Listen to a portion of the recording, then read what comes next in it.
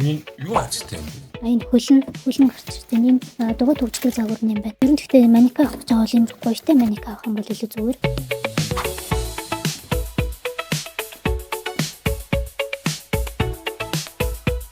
Дугуйнууд нүүр дээрээ төгжээгийн одоо буулгачаар маника маань ажлын явцад наашаа цаашаа гулгаад хөдлөөд авахгүй амар.